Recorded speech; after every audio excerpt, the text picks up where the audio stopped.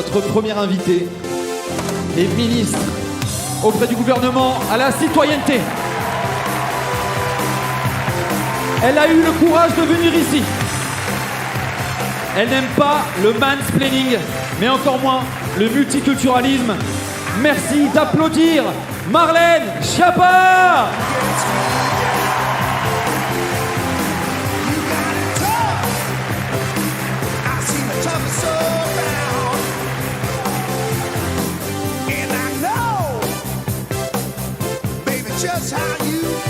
Bonsoir à tous.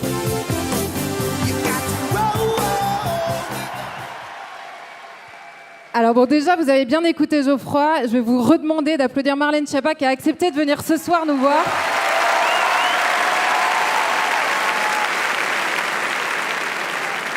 Alors justement, madame, on va s'éviter un premier débat. Je vais vous appeler madame la ministre, en signe de bienvenue. Et non pas madame le ministre, hein, c'est pas sur votre qualité évidemment. Vous avez toujours, depuis le début, accepté de parler à nos lecteurs dans Valeurs Actuelles. Ce n'est pas le cas de tout le monde et c'est l'occasion de vous remercier pour ça. Et vous avez surtout accepté de venir ce soir alors que nous avons tous remarqué que l'heure n'est pas exactement au débat en Macronie. Alors qu'est-ce qui vous a motivé pour venir nous voir ce soir et pour venir parler à cette salle peut-être macroniste, mais jusqu'à présent c'était pas évident. Bonsoir, d'abord merci pour votre accueil en humour, chère Charlotte. Alors j'ai envie de vous répondre très rapidement et simplement parce que Tugdual Denis me l'a demandé. Mais je vais développer un petit peu mon propos. Je pense que le débat d'idées est extrêmement important. Et je déplore que l'on traverse une période dans laquelle, très souvent, l'invective, la petite phrase, l'attaque personnelle, parfois en dessous de la ceinture, remplace le débat d'idées. Et c'est vrai, vous l'avez dit, j'ai déjà répondu à des interviews dans Valeurs Actuelles dans le passé. Ça m'a valu pas mal d'attaques. Je sais que ça a valu aussi des attaques à Valeurs Actuelles de m'ouvrir ces colonnes.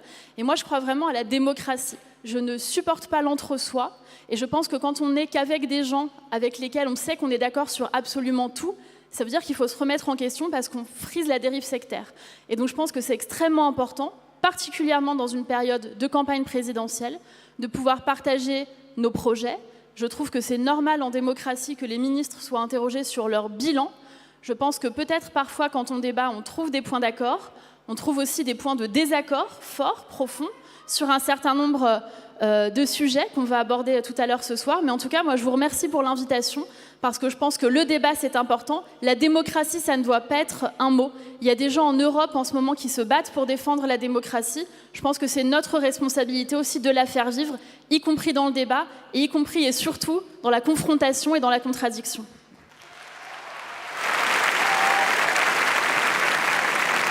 Alors, j'en profite puisque vous parlez de pics et de petites phrases qui sont parfois des atteintes au débat démocratique.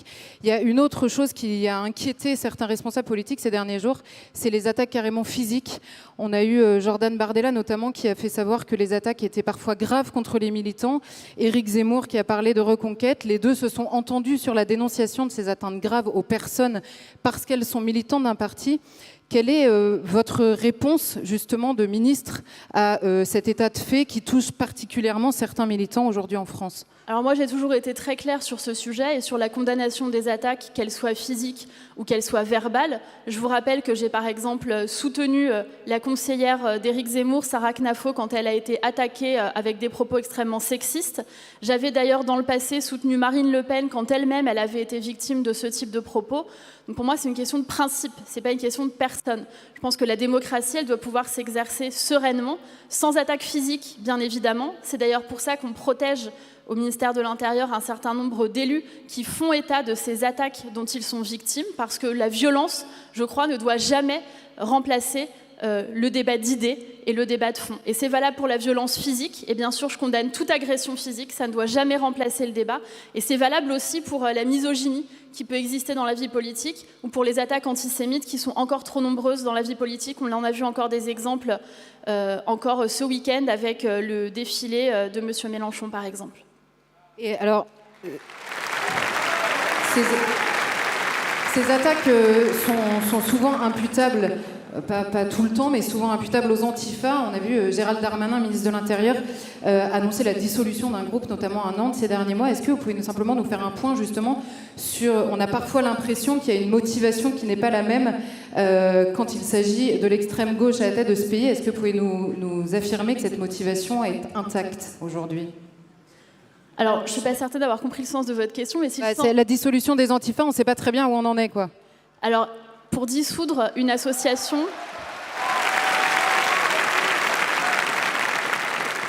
Vous avez raison de poser la question. Pour dissoudre une organisation ou pour dissoudre une association, ça demande une procédure judiciaire assez longue, comme vous le savez, pour que l'État puisse être en mesure de le faire. C'est vrai, et je vais vous donner quelques exemples. Je vous donne un exemple. Le CCIF, depuis combien de temps le CCIF existait ? Depuis combien de temps ? Eh bien, le CCIF, c'est Emmanuel Macron et Gérald Darmanin qui ont pris les décisions de dissoudre en Conseil des ministres le CCIF suite à un travail juridique fin et précis pour qu'enfin on réussisse à dissoudre cet organisme qui faisait l'apologie notamment du terrorisme. Et le CCIF, avant qu'il soit dissous, eh bien, il y a des élus de la République qui le finançaient. Le maire de Grenoble, par exemple, ELV, a financé le CCIF avec de l'argent public, et ça, c'est inadmissible. Je vous donne un autre exemple, le collectif de FEC Cheikh Yassine.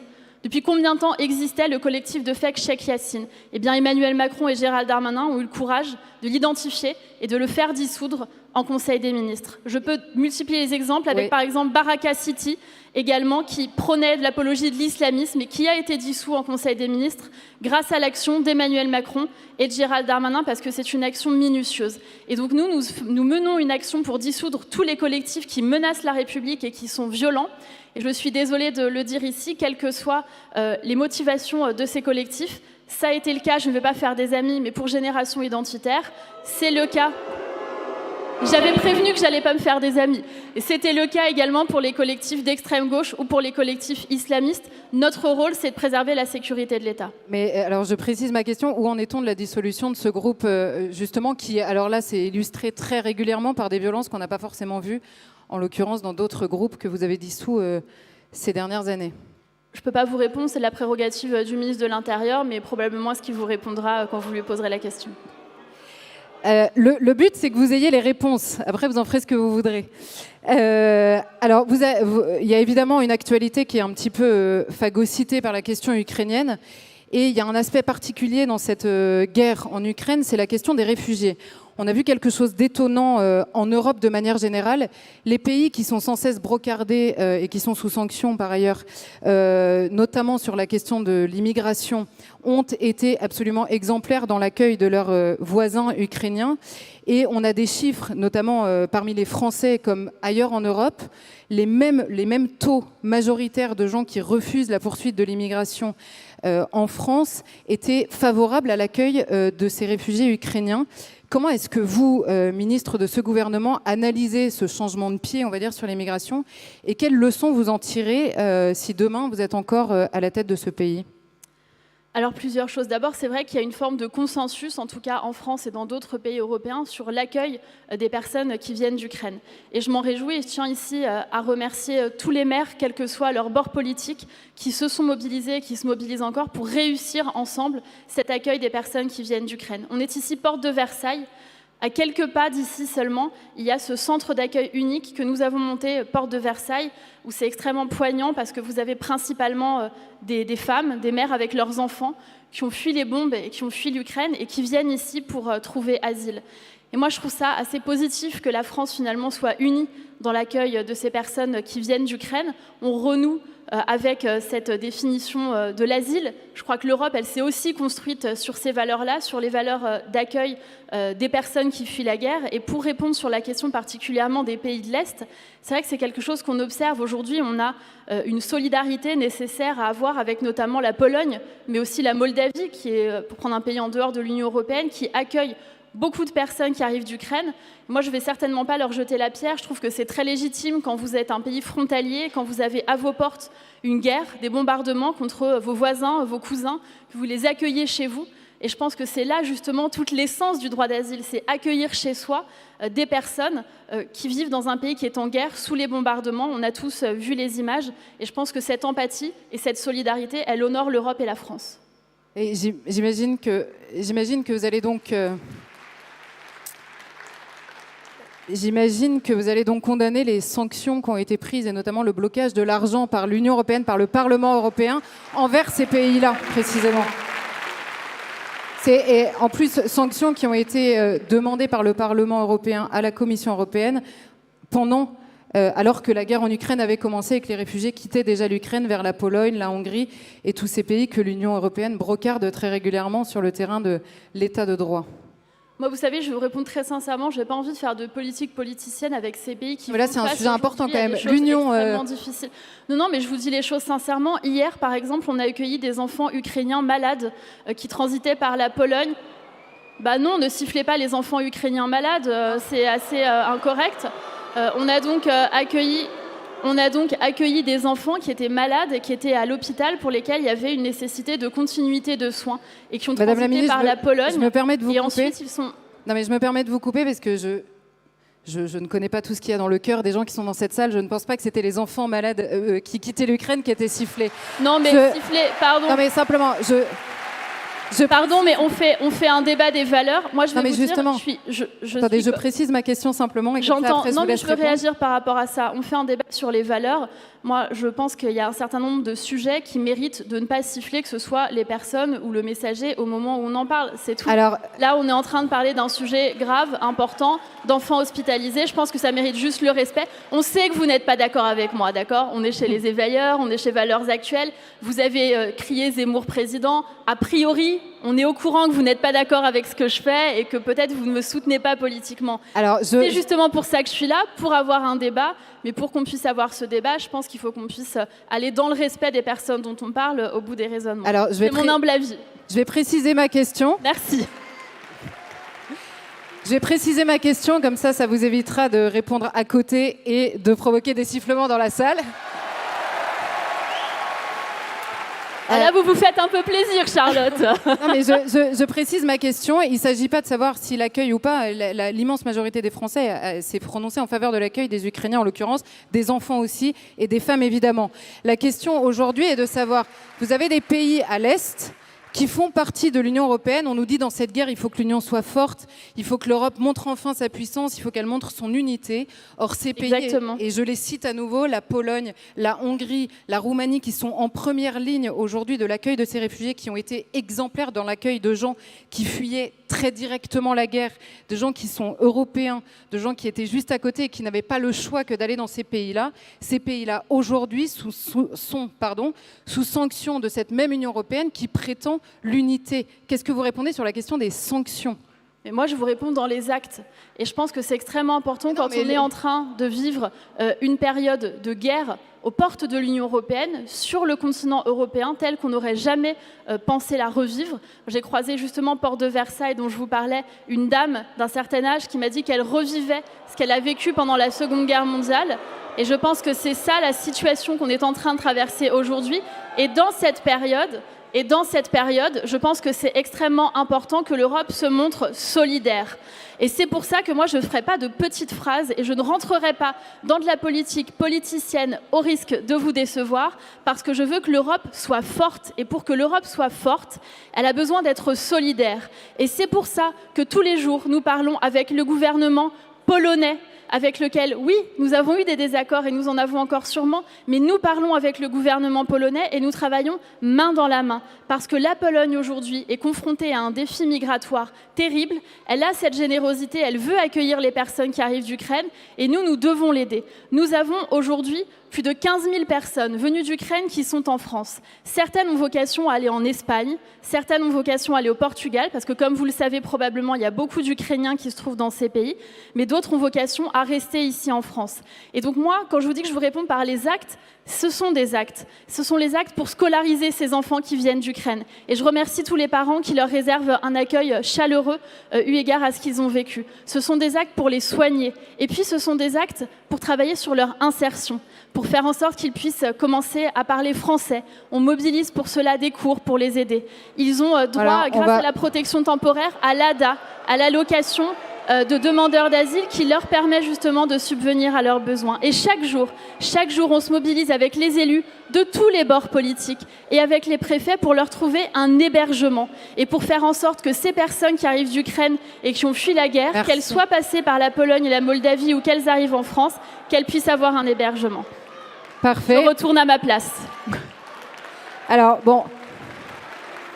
Je vais répondre moi-même à la question que je vous ai posée. C'est-à-dire que... Bah non, mais... On quitte un peu le champ du débat, là, mais bon. Non, mais c'était pas un débat. J'ai essayé de vous faire répondre à des questions très précises et je décèle dans votre réponse que la France se montre solidaire dans la question de l'accueil des réfugiés ukrainiens, mais qu'elle ne condamnera pas, si votre majorité reste au pouvoir, les sanctions qui frappent les pays qui accueillent en premier les réfugiés ukrainiens. C'est ce que j'entends dans votre réponse. Il y a une autre question justement sur cette question de l'immigration, parce que je vous disais, il y a un changement de pied. En effet, les Français n'accueillent pas de la même manière des gens qui quittent la guerre très directement dans les pays de l'Union européenne et ceux qui viennent de l'immigration extra-européenne.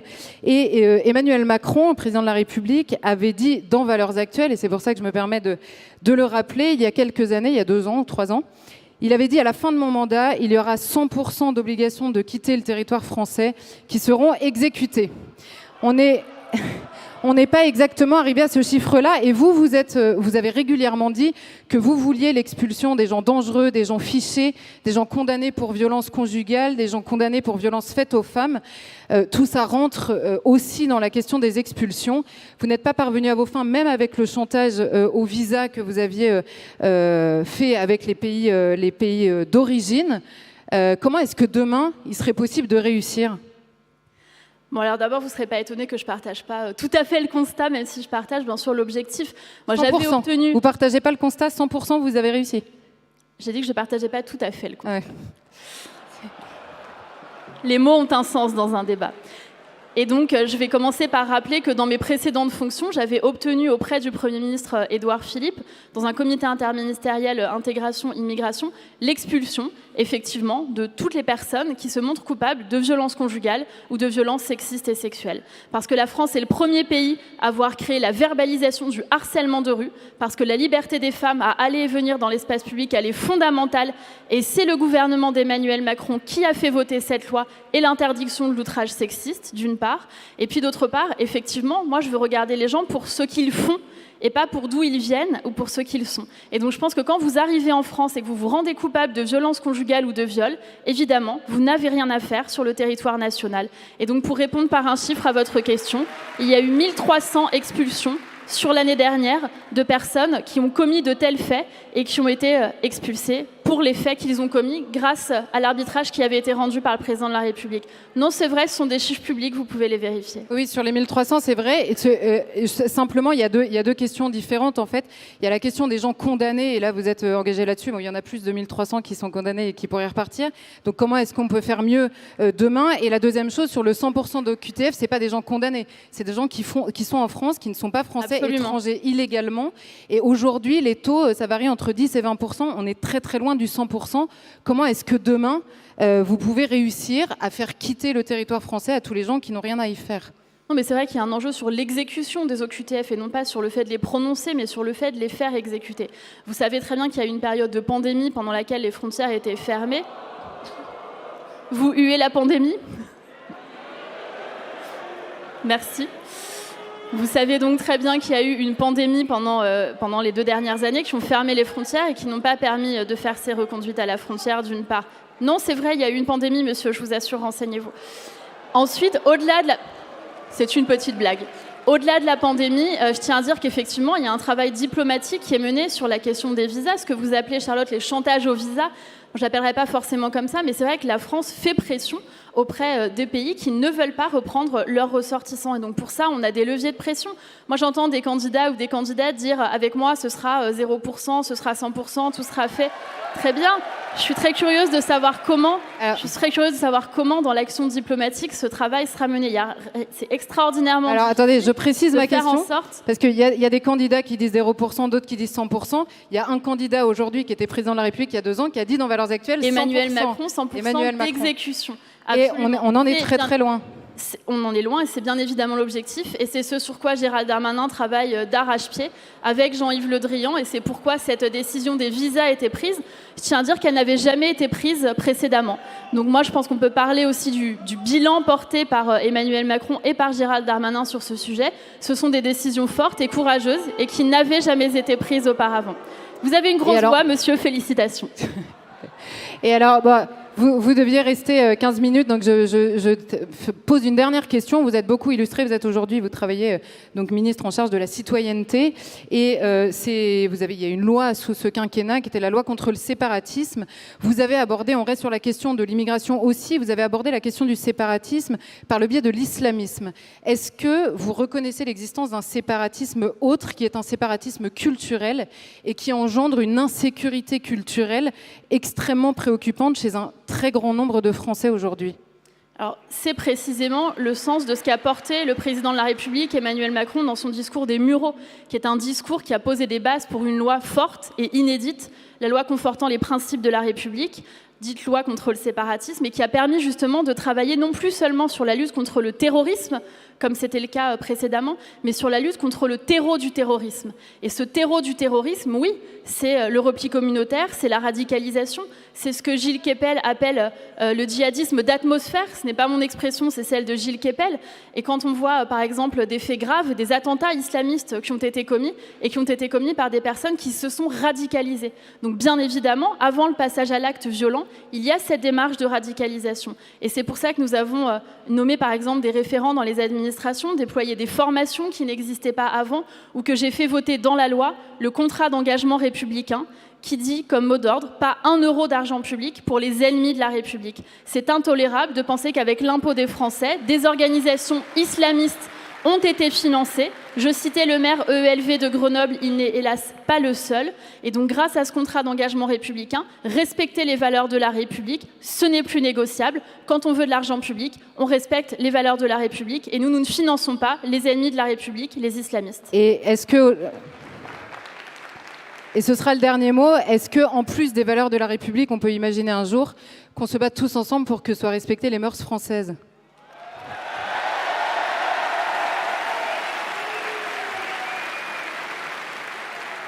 Les mœurs françaises ? C'était votre question ? Moi, je pense que dans les valeurs de la République, il y a un certain nombre de socles, notamment la laïcité. La laïcité, c'est la liberté de croire ou de ne pas croire. C'est la liberté de conscience, et je pense que c'est extraordinairement important. Et il y a aussi l'égalité entre les femmes et les hommes. Et donc, je pense que les droits des femmes font profondément partie des valeurs de la République. Et on voit bien qu'à chaque fois qu'il y a un attentat islamiste sur notre sol, c'est en fait notre mode de vie qui est attaqué. C'est le mode de vie à la française, c'est le mode de vie à l'européenne. Pourquoi ? Parce que nous sommes un pays dans lequel il y a énormément de couples mixtes, nous sommes un pays dans lequel l'intégration fonctionne, et nous sommes un pays dans lequel les femmes sont libres et peuvent jouir pleinement de tous leurs droits. Et c'est exactement pour cela que la France est attaquée. Voilà, vous n'avez pas été très discipliné, si je puis me permettre. Donc je vais vous demander de remercier beaucoup Marlène Schiappa pour s'être prêtée au jeu de la soirée ce soir. C'est moi qui vous remercie.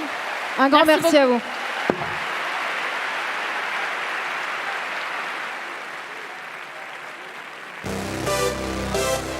Un immense merci à Marlène Schiappa et Charlotte Dornelas.